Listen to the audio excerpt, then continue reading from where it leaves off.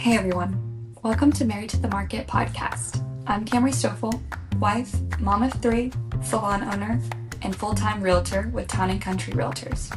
And I am Chance Stoffel, husband, father, and mortgage lender with Mono Mortgage Preferred Partners. We are married to each other and kind of married to the market too. Before we dive in, a quick disclaimer. This podcast is for content and educational purposes only. We're sharing stories, insights, opinions of our own experiences in the industry. We also want to disclose that Town & Country Realtors and Mono Mortgage Preferred Partners are partnered companies. And yes, we are legally married, just keeping everything transparent so we can stay compliant. This podcast is where we get real about marriage, parenting, and real estate. The messy, exciting, sometimes overwhelming, but always meaningful parts of life.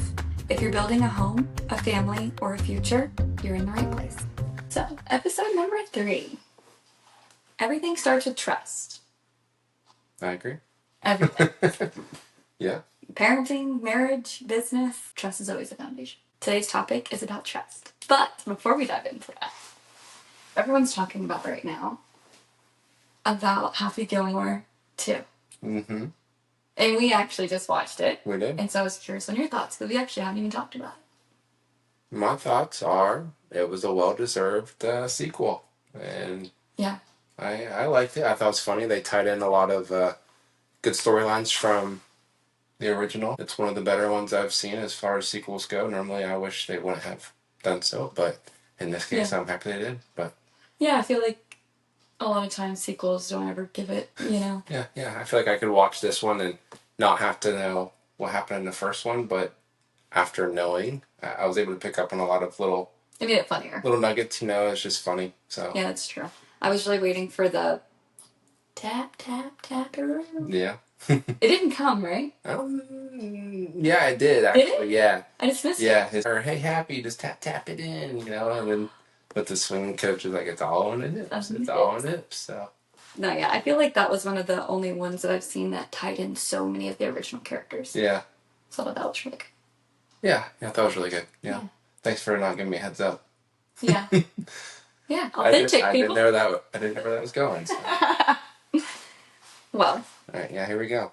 So diving into it, we're starting to talk about more into the parenting side of things. So building the trust with your children. Really just trust is the foundation of everything that we do when it comes to parenting and being partners and in the professional side of things as well. But, relationships grow and how confidence is built, and that's how we show up for each other and in our relationships in every aspect. Mm-hmm. So I think it's pretty important to touch base on it. Yeah, I think trust is huge in parenting, but also in business. Full disclosure, I think today's episode is primarily going to be around marriage and parenting. Very little about real estate, but we'll touch. Yeah, we'll touch on there with our little nuggets there. So yes, I guess we're getting started. Building trust with your kids. You don't really wait until the kids are old enough to talk to you before you start setting those boundaries in there with them or the structure of it. But, it starts as an infant.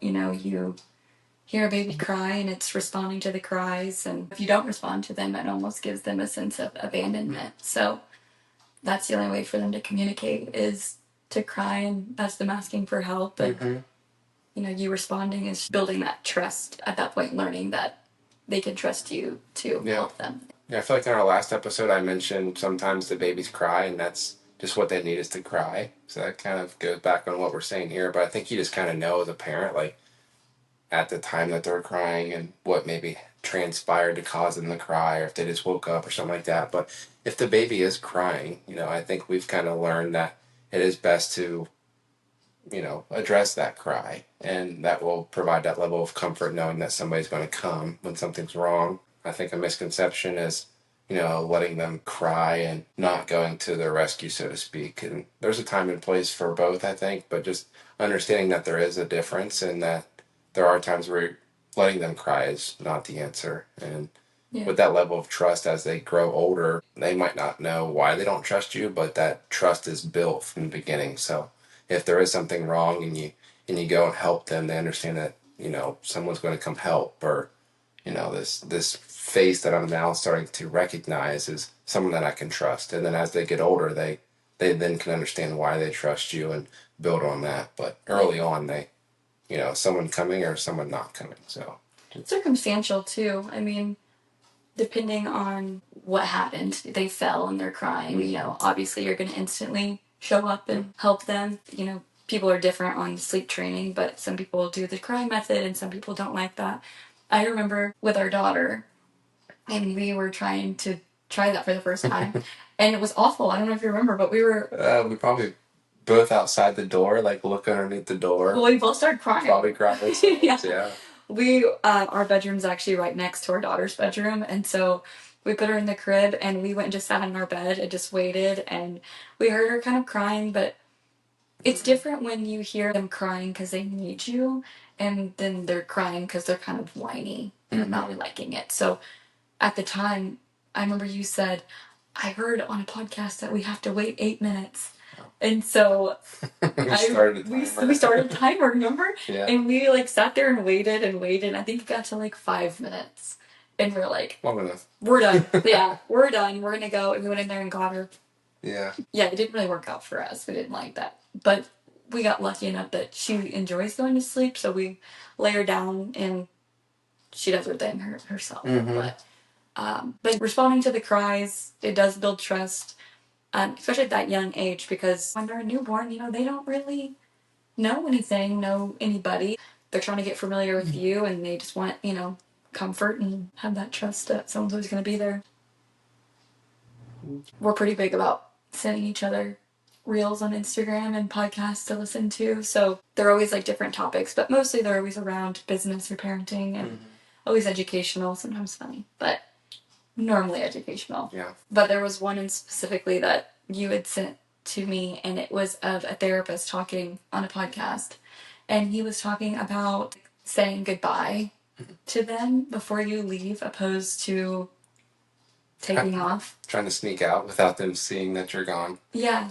You can finish what you're saying, but I had another thought. Oh, well, I guess just when you're dropping them off at daycare or at a child watch, instead of distracting them so you could sneak out and then not cause a tantrum, it's still causing a panic when they do realize that you're not there. And it does another form of abandonment because they're like, where did mom go? Where did dad go? And then they're really confused. So on the podcast, he was teaching that when you're leaving anywhere, make the eye contact and look at them and say hey, we're leaving, we'll be right back. Or, we'll be back in 30 minutes or we'll be back in an hour. And telling them that you're going to leave, whether they're upset about it or not, you follow through, you leave, and then in that timeline you come back, and hopefully eventually over time they're not going to have as many fits over it. They're going to learn to build that trust and know hey, mom and dad are leaving, but they are going to come back and get me. So they're aware of the whole situation. Yeah, what I was going to say too with whenever you're holding your baby and your baby falls asleep and you put them down in a crib, we kind of learned early on whenever she woke up after being laid down, whenever she cried, it was probably because she fell asleep in our arms and woke up in a crib with nobody around. So yeah, it was a hard thing to transition from, but we built a better bedtime routine, laying her down, kind of say, hey, this is nighttime, easing into that phase of the night. But we're able to lay her down, our daughter now. She'll fall asleep, and when she wakes up, sometimes she's upset, but a lot of times she calls for us and she says, mommy, daddy, let us know that she's up. So yeah, that's definitely a better feeling than her crying and then us now knowing that she probably felt abandoned, didn't know where we were. So yeah. Yeah, I guess the building trust it goes all the different ways, but trust and respect kind of go hand in hand too. When you say you're going to do something, following it up, yeah. So I think for Cameron and I, it's important to be consistent and dependable. So whenever we say we're going to do something, we try to do it. We try to correct our children in the same way over and over, so they then know what the expectation is. So it's not like at one point in time it's okay to do something and then they do it again and then we respond in a totally different way. So I think it's important to respond accordingly and stay consistent and as stay possible. consistent. Yeah, I feel like being consistent with any part of it is the most important, because with disciplining, they do something wrong, right? Knowing that the knowing the cause and effect of that. Like whenever you tell her not, we talk about our daughter because our twins aren't old enough to really do anything wrong, but our daughter, she is testing boundaries and she does things intentionally to see how we're going to react. So whenever you react accordingly every time, she then doesn't have that. Yeah, she's learning like this is I'm not allowed to do this, or right. It's never an issue of like, oh, mom lets me do it, but dad doesn't let me do it. It's consistent across the board.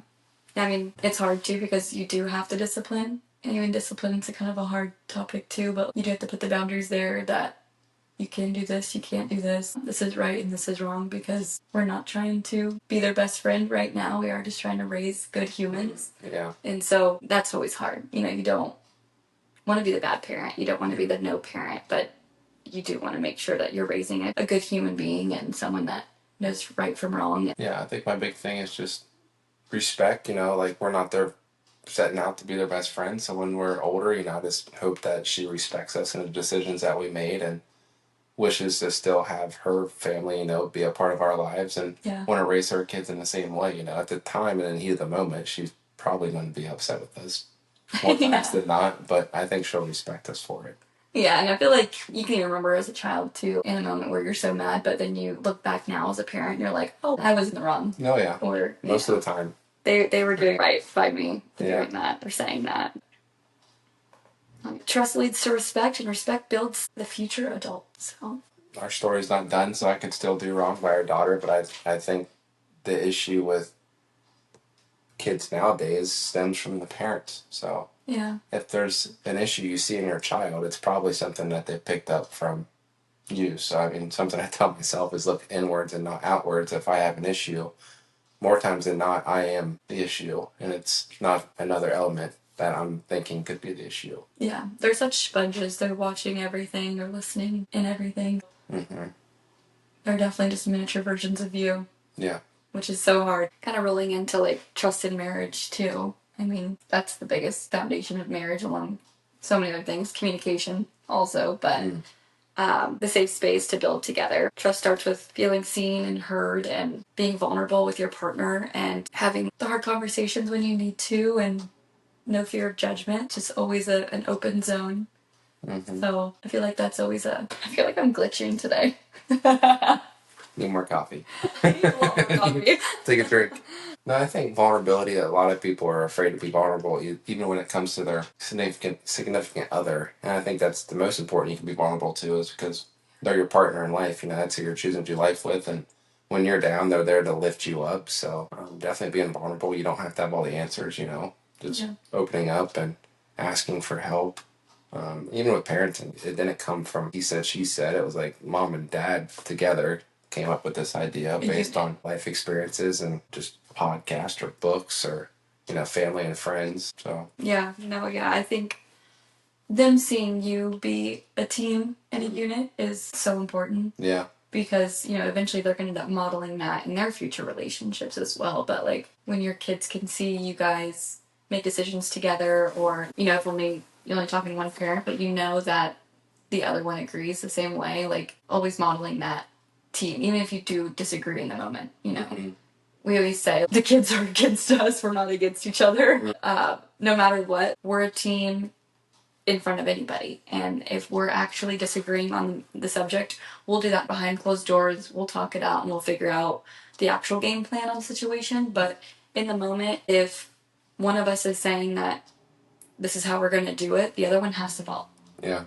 So I think that's a really important takeaway for anybody. I think so. Yeah, definitely that. And then not bad mouthing your spouse, to family and friends, friends especially, if you air your dirty laundry to your friends, they then form an opinion on your significant other because you're not also sharing also the good, it's just the bad. So, I mean. Yeah.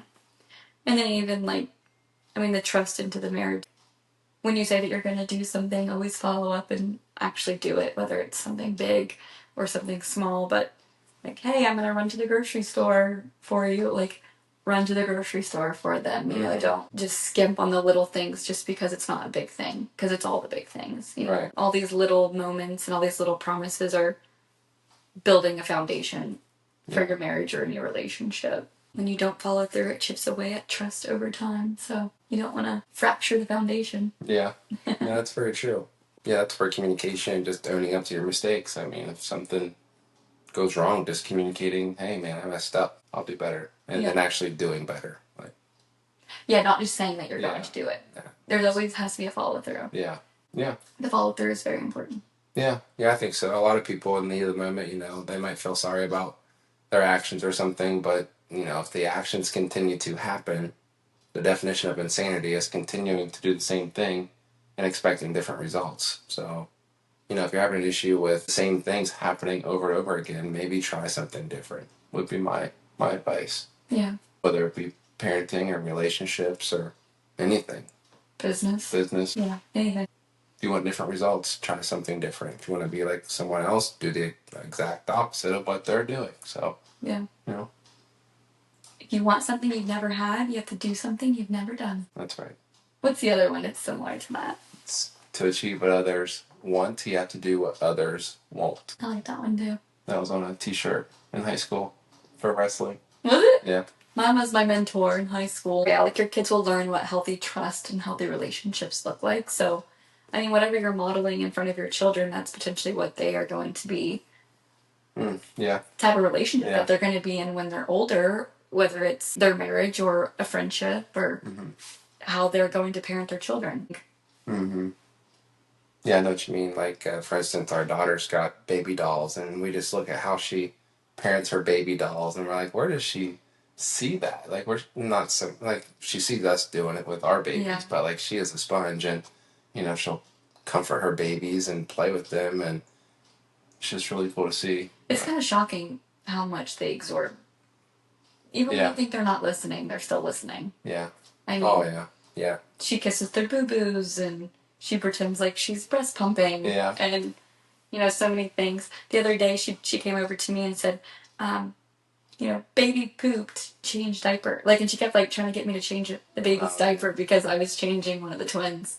Yeah. And, I don't know, it was just really funny. Or, like, if we're on the phone with each other, and we're not together, obviously, and then I'll say, all right, bye, I love you. And you'll hear our daughter chime in the background, like, bye, I love you. Yeah. Like, you don't even know she's back there until apparently she's like Alexa, always listening. And, always listening. Yeah. And she just chimes in whenever you say bye, but... oh, goodness. Even with work calls, she's always there. Yeah. Every work call we have around Lowen is, hello, bye, have a good day. Have a good day. No, yeah, they're absorbing everything that you're saying, everything you're doing. But we see that in other children, like the way that they respond to situations or the way that they communicate. I could find their parents' personalities or the way that they respond to questions or situations. You can always see that. Yeah, I think outlooks on life too. If they're optimistic or if they're nothing good ever happens to me kind of thing. Like I'm a what is it, glass half full kind of guy. Like glass half full. Yeah. So I mean, I'm always optimistic and it's hard to be optimistic. It is, yeah. But you have to kind of force it sometimes, It's not a glass half empty, it's always a glass half full kind of thing. I feel like I can be a downer sometimes too, and I have to mostly it's you're like... Yeah, I feel like it could be irritating how optimistic I can be because... I feel like our family members find that. They're like, okay, Chance. Yeah, it could be the worst news ever, and I'm going to try to find the positivity in it just because, living in a dark space is not a good thing, so I want to try to bring you out of that. But there is a time and place for grieving and, just being upset. But I love it. I like that. If you come to me for advice, that's the type of advice that you're going to get, so... I have to purposely tell you, like, I don't want your advice on this, I just want an ear. Yeah, and that's true for a lot of things, too. A lot of people just want someone to talk to and be heard. They don't want your advice, so that's a flaw of mine. I give advice where it's not wanted, so...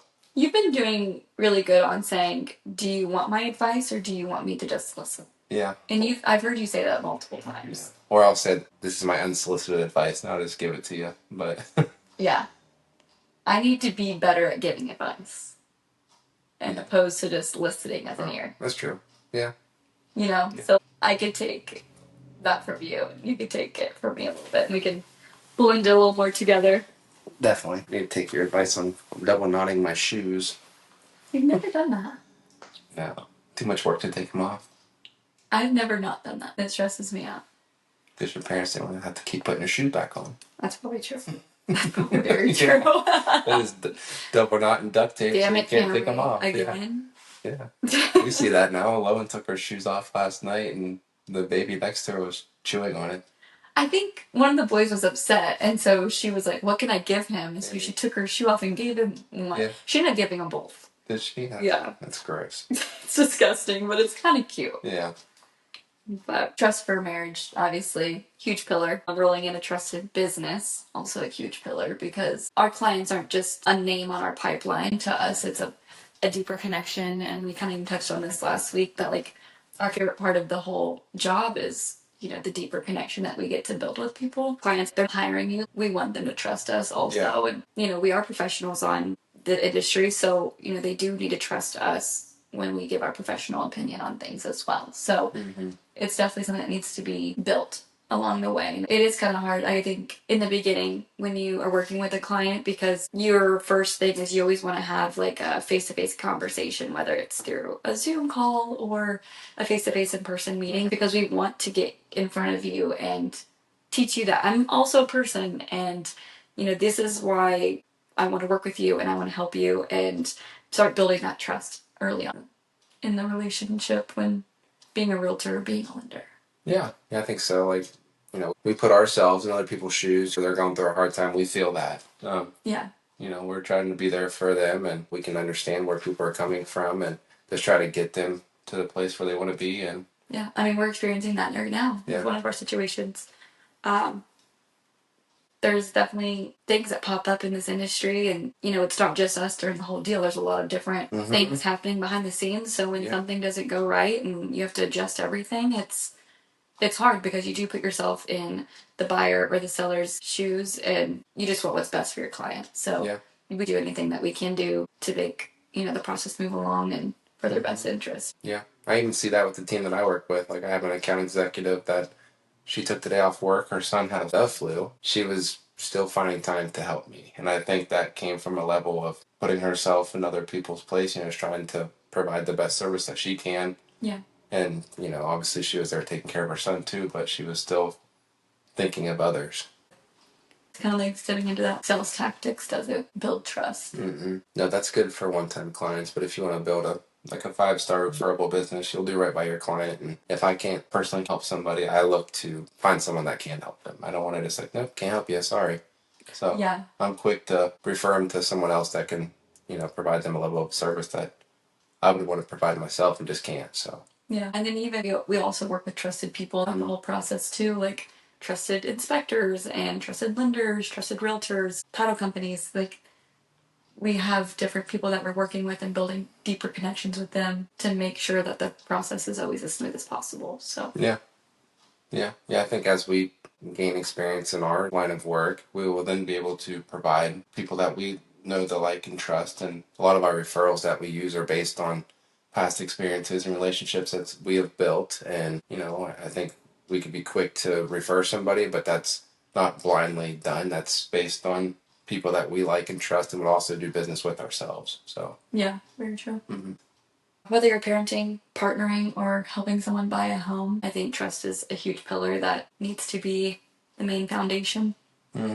So yeah, I think trust. I think a lot of people know that. It's good to hear that, and then try to reinstall that in, you know, your life and your family. And, you know, if you don't like something, you know, do something different. We see a lot with breaking generational curses, just trying to break the mold of what the norm in our families was. And a lot of times you don't even know it to be an issue, really. It's just kind of normal, and you sit back and, you know, maybe think someone else has something that you don't, and then think about in their family where someone made a sacrifice, you know, to break that family mold and drive the change, you know, for their family's legacy and future going forward. So Cameron and I hope to one day, you know, be buried next to each other, and then we want our family to come, you know, say, hey, this is, you know, your great great great grandma and grandpa, and they made such and such sacrifices to provide what we have today. So yeah, generational impact. Yeah, we hope to provide that. So we always talk about having our own cemetery. Yeah. Starting our own family cemetery of Thanks to Yellowstone. Thanks to Yellowstone. And now knowing that real estate can be tax deferred because it's a cemetery. Yeah, what was that? If you're buried on your property, that property then cannot be taxed as like personal property and something in regards to being taxed to where the dead are buried. I don't know. That'd be interesting to dig into that more. Yeah. I sent that to you. Another reel that we've just sent to each other. Yeah. But I don't foresee everybody doing that. You know, if you live in town, I feel like there's probably restrictions to being buried in your backyard, but it had a tax benefit, which was cool. Yeah. And if you have a piece of land that you could probably potentially start doing that could be something somebody might not know that they can do. Yeah. I know, like my mom, she inherited land and it was butted up to a cemetery, and they actually sold a piece of that land to the cemetery and it added on to the acreage that they already had, you know, to be able to, you know, have more resting areas for people. So, I don't know. That's even a good thing if you see some land that's for sale beside the cemetery, maybe scoop it up so you can sure. sell it. Yeah, clear it off and sell it to them. Yeah, it's not a bad idea. It's a little morbid, but it can be done. But it's business, so. It is business, yeah. Yeah, so in closing, you know, trust is the thread. Whether you're parenting, being a partner or a spouse in business, you know, trust is what everything is built on. If you can't have trust in somebody, you don't have a relationship at that point, and you also don't have a business relationship either. You're not going to work with someone that you can't trust. You're not going to be with someone that you can't trust. Yeah. So create that bond. It's very important. Anyways, thank you guys for listening. Follow us on Instagram and Facebook, Married to the Market, and follow us on our personal pages as well. Chance.the-lender. And I'm CamryStofel.tcrealty. Listen to us on Spotify and YouTube at Married to the Market. And follow, subscribe, leave us a review, and we will be posting weekly episodes, and we can't wait for you to hear what's next. Thank you. Thanks.